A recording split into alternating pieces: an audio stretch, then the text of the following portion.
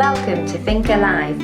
We're Sharon and Andy, just two people with a dream and a vision of restoring our traditional stone-built farmhouse in southern Spain, transforming it into a beautiful off-grid home and sharing our journey with you.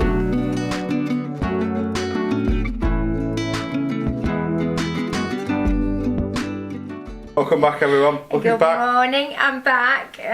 How's your trip? Oh yeah, wet and Wet. very British weather, but only to be expected, I suppose. It is nearly October. Yeah, well, it is October, isn't it? Well, it will be when this is out. It will be when this is out, you're quite right, yeah. Which kind of leads us on to what we're going to be doing this video.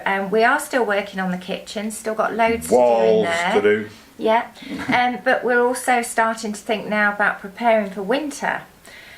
We still get beautiful sunny days, but we do get quite cold evenings in the winter here. As soon as that sun goes down, it plummets, and we can get overnight temperatures -4. We've had several occasions, so it does get cold. It does get cold. But the biggest thing is the contrast, isn't it? Because after you've been through a 43 degree, what's that, 105, 106 Fahrenheit, something like that, summer.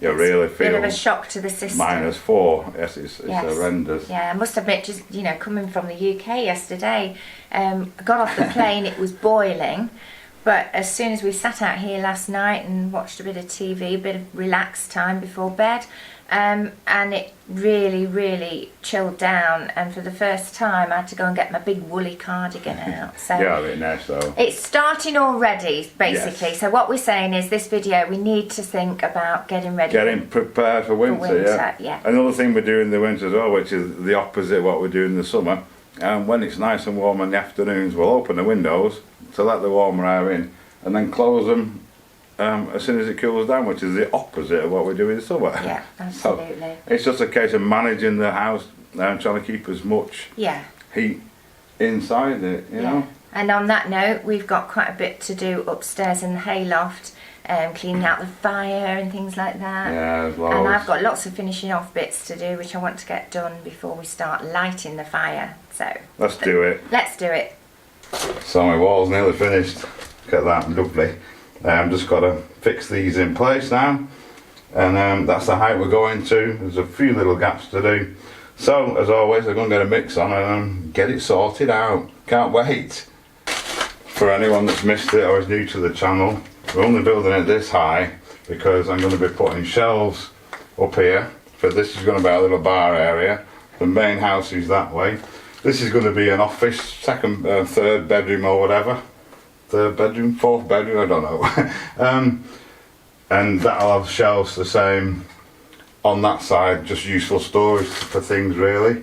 So that's why it's only going to that level. Just give it a wet down. It helps the lime to stick.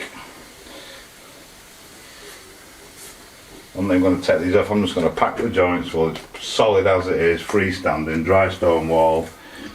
So we're happy enough with that. Get inside there as well. There we go, zip by magic. They're all stuck in now. I need to build this corner up, bring that corner around to match up with this. Tidy the edges up. We've got a few holes I need to fill in, and on the top I think we're going to be putting this flat. We've got quite a lot of these nice slim flat ones just to top it off, give us a nice level surface. For now, all I can do is wait for it to go off a little bit. Again, we don't want to mess with it too much. We don't want to disturb it. So part of the winter preparation is to sort out all my tomato plants. Obviously, I've been away for a week. Andy's been watering them. But we've got all these tomatoes that they're not really ripe, but they're starting to split. So I've taken them off this morning, and we're going to make some tomato soup with them. We've still got quite a few on there that are looking okay, but it just seems a shame to waste them, so I'm just going to cut them open first and make sure there's no nasty things inside, and then make some soup. Right, so while the soup's boiling, I'm going to get some more of this wall done. Big box of stones, I've got a bucket of mortar. Let's get it done. So we can make a bit of progress anyway. Excellent, another mix done. Another chunk done. Have to mess with it. We're getting there, but time for some lunch, some lovely homemade wholesome tomato soup. Fantastic. And as Andy says, time for some lunch. So this is our lovely tomato soup. Can you see that? And I'm just going to finish it off with some homegrown basil. Lovely. There we go. Let's eat.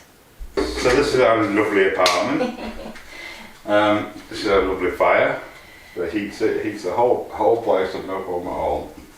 What we need to do is sweep the flue, of course, but we also need to point this hearth up. Yes, the famous hearth. I've been meaning to do it for must be nearly a year now. Never got round to it. So whilst the fire is out, it's a great opportunity for me to do that.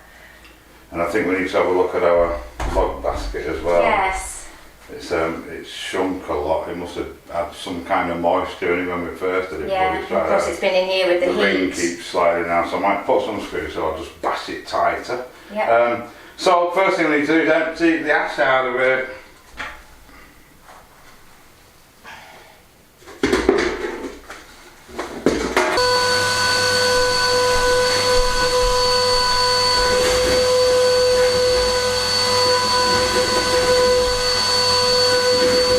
So we're clear here, just got to try and get this out. The flue's just got a couple of self-drilling screws in it. Hopefully it's going to come away alright, because we don't really want to disturb this. Oh, this plate as well is going to go on the ceiling where it goes through the ceiling. It's been there a year, wedged in place. No, there's lots of things to do. Oh, come on.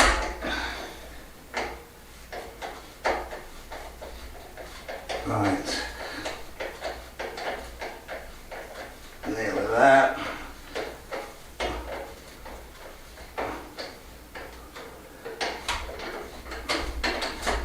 Okay, it looks like it's moving. That's good if it is. That'll be happy days. It's still got packers under the front feet as well. Oh, there we go.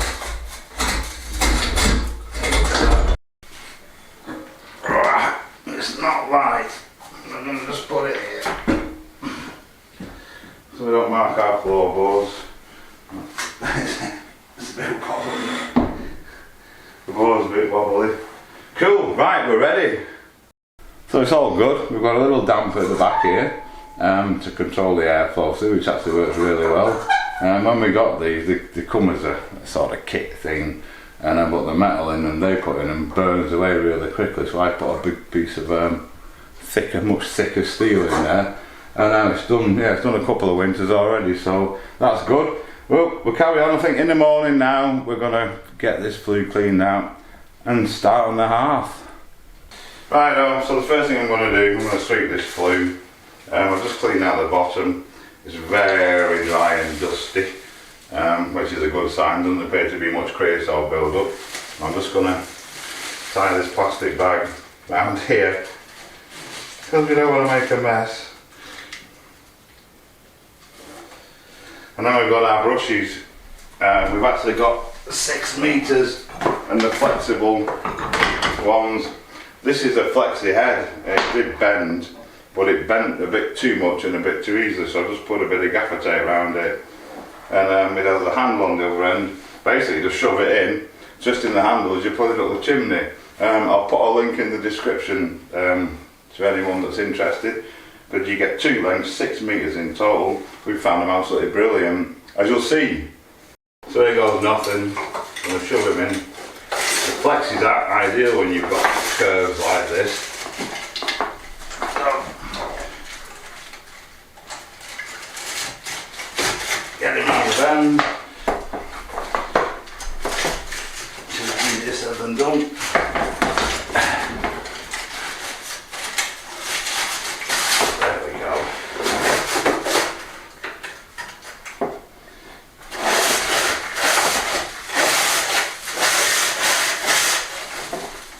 Push him up and then we twist him on the way down. joint. There we go.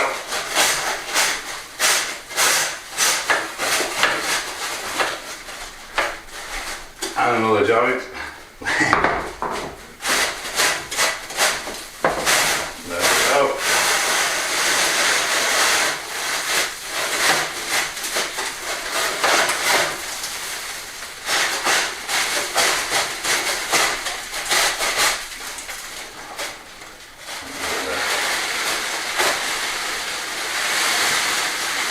Here it comes. I've got some up there. You just screw the handle off. Screw the next one on. Oh, if I can reach it.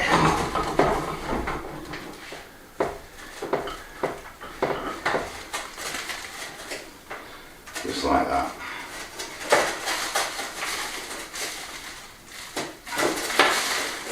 Right. So I'm missing the bag now, so I put the bucket there.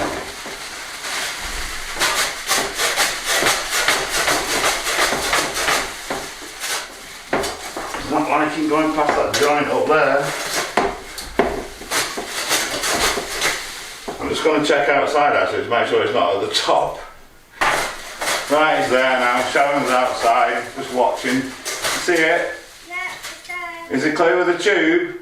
It's clear of the tube. Right, okay.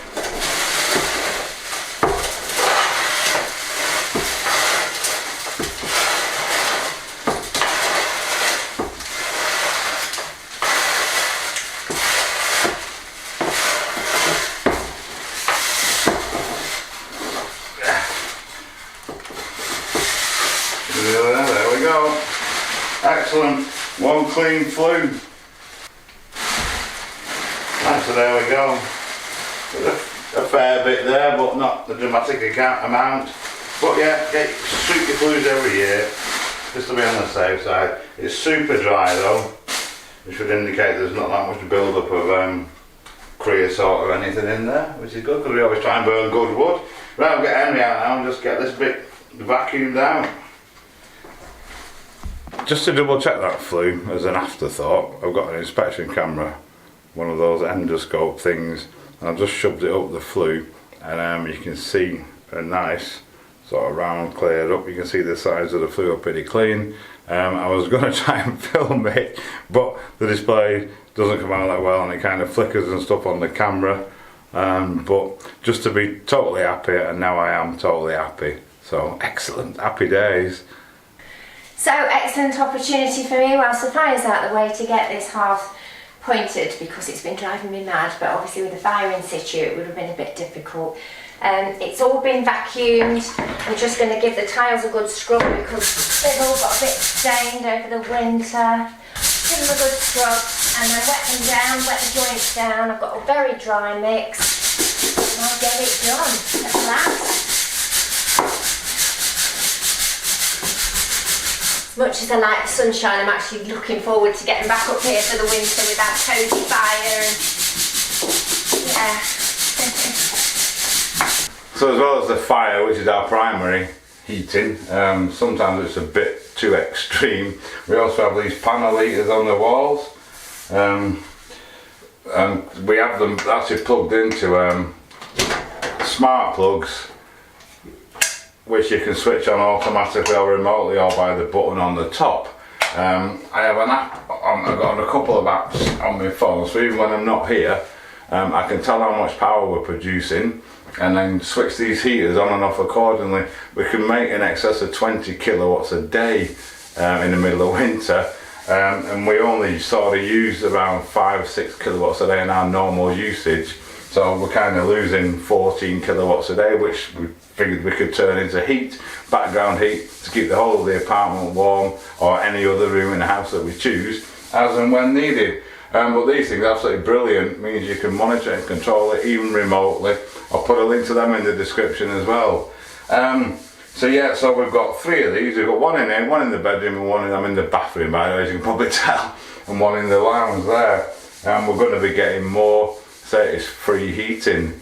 So what I want to do obviously is check that they're all working, they're all functional, just so we're ready for winter.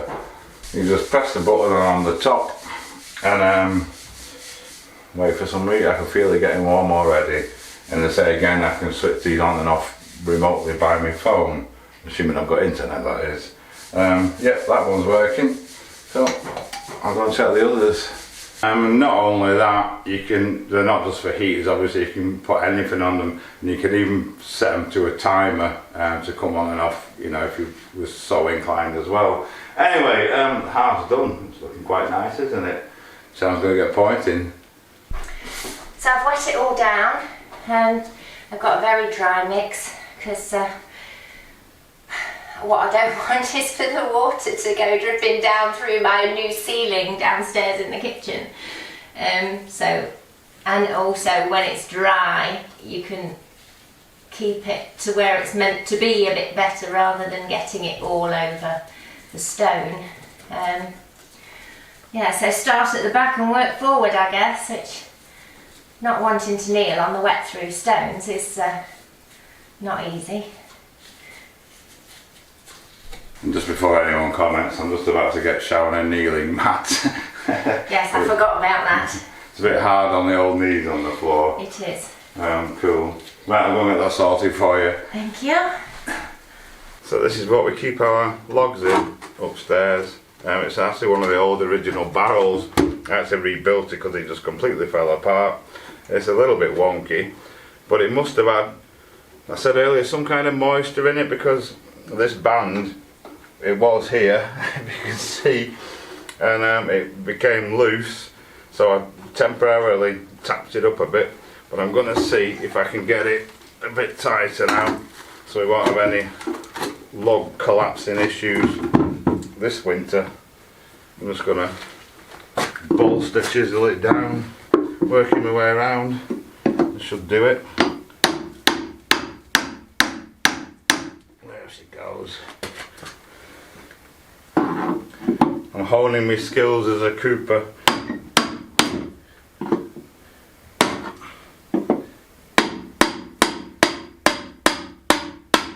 Okay. Going nicely.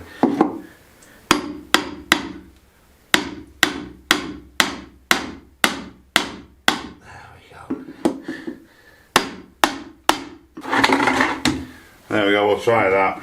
Perfect. On the subject of wood, our primary heating and cooking, for that matter, is wood, firewood. All our wood we get delivered is already pre-seasoned. It's around 15% moisture content, and we always get it delivered early and let it sit out in the land in the sun. This is currently around 5% moisture content, some of it out there. I can't even get a reading on the meter, but we always keep a couple of weeks supply under here in case it does rain. Once the wood's seasoned, it doesn't matter if it Jesse nearly fell off the chair then, it doesn't matter if it gets wet, because it dries out within sort of 2, 3, 4 days maximum anyway, especially in the sun here. But we always keep this ready for fire upstairs. We can always be warm, we can always light a fire. Another thing we always do in the winter as well is take this shade sail down. It's great in the summer, it gives us shade, but in the winter we want the sunshine, the warmth, but we're not actually going to do it right now, because next week, early next week, is forecast to be sort of 33, 34 degrees centigrade, which is very warm, so we'll still want the shade, but we will take this down for winter as well, so we can soak up those beautiful winter sunshine. So another consideration for winter is our solar, of course. We're totally off grid here and rely completely on making our own power. Should there not be enough solar, we have a backup generator and don't need to do anything for that in readiness for winter, because we keep it serviced as per the manufacturer's instructions and start it regular, make sure it's all working alright, so whenever we need it. And in any case, it only runs for about, average 3 hours a month in the winter. No, that's the 4 winter months, you know, November, December, January, February. Other than that, our power's great. The only thing we do have to watch, so with lithium batteries, you're not supposed to charge them below freezing, and in this particular battery, the manufacturers it's got its own BMS, its own battery management system, annoying fly, and it below 10 degrees it has a reduced charge. So all I do, I can show you, I've got this little thermometer here. It's an inside-outside thermometer. This measures the temperature in here, and I just cover it over with this blanket. You can see that there, and its own charging heat keeps the battery at a mid-20s usually temperature, which works really well.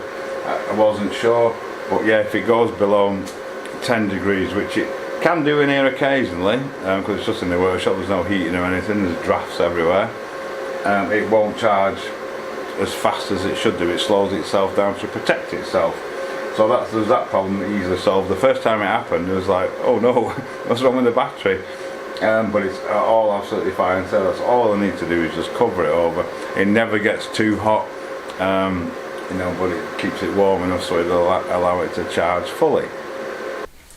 Well, I've done the worst bit, which is along the back here and all underneath on the little plinth, if you like. So I'm just carrying on now, side to side along the back. It's not a great area, but the joints are quite deep, so it is taking some time. It's a bit tedious because I want to make sure that it's flat. There aren't any little crevices that the dust, the soot from the fire is going to get into. And also because these have been down now nearly a year, some of them are a little bit loose, so I'm wanting to make sure they're really packed in solid. So yeah, slowly, but I think it's going to be great when it's done. I'll crack on. Those of you that watch regular will know we like to grow as much of our own food as we can, which can be quite challenging here. Sun's loud. But what we do get is peppers. These three are the only ones we've got at the minute, but if we keep them on the front of the house here, we can overwinter them for like 4 years. So normally we planted these this year. These are this year's. They've still got lots and lots of peppers coming on them, but by overwintering them here we can get peppers early, very early in the year, and then tons of more than we can eat pretty much all year round. So we're going to double these. I'm going to put these in bigger pots once they die off, but they're protected here because the prevailing wind comes from that way, the cold winds, and of course the front of the house gets the sun all day, so overnight if it gets down to frost levels, the heat radiated off the wall keeps the plants a little bit warmer, hence they can last up to 4 years. The other thing I want to do as well, the lemon trees just round the corner there, where it only gets the morning sun, because believe it or not, in summer here it's too hot for it. But again in winter we're going to bring that round because they're again frost susceptible. I'm going to put that on the front here as well, and hopefully that'll survive the winter too. Ideally it wants to go in the ground, but we can't find a place to put it. Hello Tabby Cat. Can't find a place to put it as yet that is going to give it the right conditions. Tabby's here to say hello. Right, so let's get the lemon tree moved.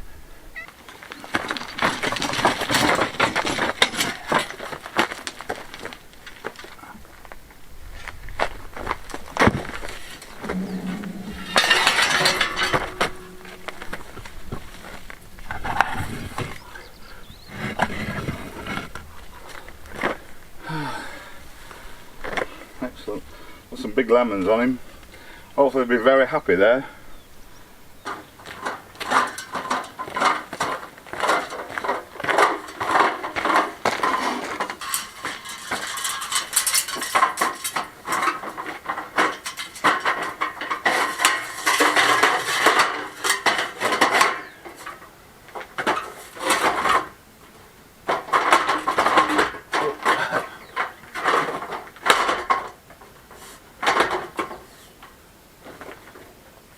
Yeah.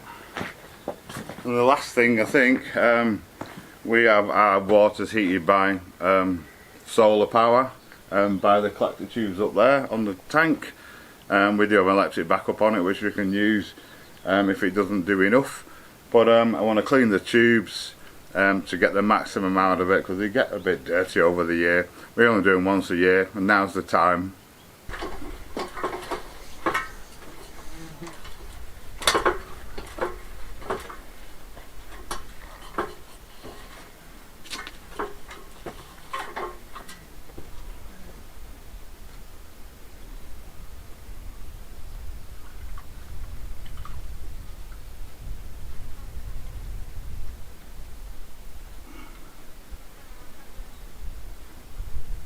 So the final push is drying out nicely. It obviously needs brushing off. I'm going to let it go off completely and then give it a good brush. But happy with the effect. I've had to do another full bucket because trying to guess to get the colour right, if you just make half a mix, it doesn't always work. So, but not a problem, because as you know, we've got lots of holes in the wall downstairs that need pointing, so I'm sure Andy can use it. A lot of people have commented on the last video, you know, the hood over the bread oven downstairs, it's exactly the same tiles as this, and we were debating whether to render it and whitewash it. It seems a bit of a shame because we took all that time taking the existing plaster off and cleaning them up and putting it back together, and it seems a bit of a shame to cover it all up. So appreciate your comments, we really do, but we've decided we're going to stick with what we've got there, just point them up like this, and it will be a contrast to the main stone anyway because they're completely different. So yeah, that's what we've decided, but thank you all for your comments. Yes, this is the hood in question. We're going to just keep it as it is, point it up as Sharon just said, and then probably linseed oil it to make it a bit richer, bring out the colour a bit in the stones. And we've also had a couple of comments saying there's too many stones. I don't think there will be. This is just going to be like a big feature wall stone. That corner there is going to be white. Most of that wall is going to be white with just a bit of stones at the bottom and under the window. All this wall is going to be white. The ceiling is obviously light. The wall behind is going to be white, and just the exposed stone around the entrance to the main house. I think, personally, I think it's going to look absolutely fantastic. It's going to be a standout wall, surrounded by white on both sides. But we'll see in time, won't we? And I think we've covered all our winter preparations there. I'm sure there'll be more, and some of them obviously, like the fireplace upstairs, is going to be ongoing, but that's the main thing we wanted to get done, get that flue swept, get the fire done, get the hearth done. Makes sense because we spend a lot of, well, most evenings up there in the winter. It's nice and cosy. There's still a few more little jobs to be finished up there, but they'll get done in time. As we feel like it, we kind of prioritise what we want to do first. Sharon said she's going to have some mix left over, so I'm going to pick out some stones to fill in these holes in this wall and try and blend it into the sides, do what I can with what's left of that mix. So the stone hunt continues, and if you remember that huge pile of stones we started off with, there's not many left now, and most of these are going to disappear. Also now I think we're pretty covered that all the demolition and all the stuff's done in here. It's just a case of rebuilding it, so I think I'm going to spend a bit of time now, and while Sharon's just using up what she can of that mix, get this area cleared up a bit, get some of this stuff, accumulated stuff out there. There's no point putting it away all the time when you're going to need it again, but like I say, I think we're done. So that's my job for now. Well, it's done, just got to wait for it to dry now and then give it a good brush off. But certainly looks a lot better than it did. My fingers are so sore on the tips, even with gloves on, the lime seems to penetrate somehow. But never mind, put lots of cream on, they'll be fine. But really, really happy with the hearth. Right, okay, with what Sharon's got left over, I'm going to fill in some holes in this wall. Excellent.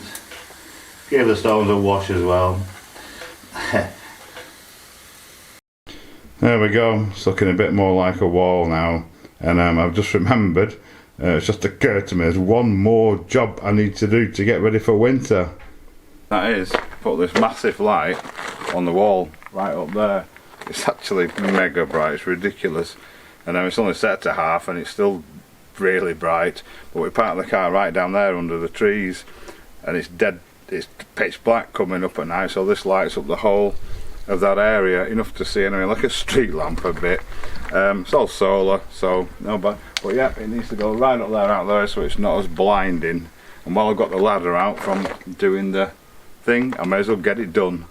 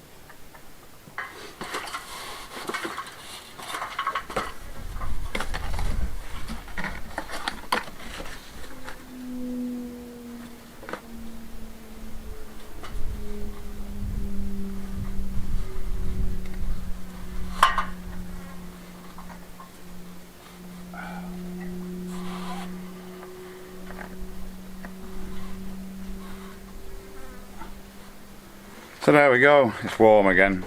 It's got a little remote control with it. You can set it to come on automatically when it goes dark, and it can stay on for like 3, 5, 8 hours. Brilliant thing. By the way, that's sagging, that pipe as well. We've got to attend to that. We're going to build something over it as well, probably a little porch in the future. So just ignore that for now. So great, we'll have a look at it when it goes dark later. Well, I'm ready for a nice cold beer. Yeah, I certainly am. It's very warm. Melting out there.